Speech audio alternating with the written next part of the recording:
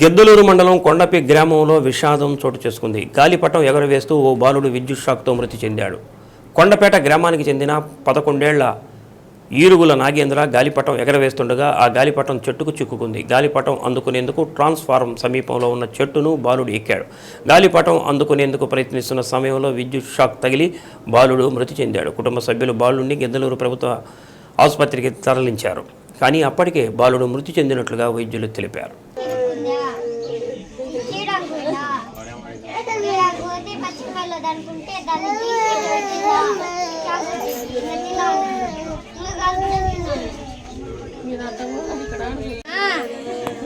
గాలిపటం ఎగురెత్తుంటుంటే అదే సంతుగాడు ఇరుక్కుంది చెట్టుకి కట్టబెట్టి తీసిండు. తిన్నా అన్నాడు అంతే.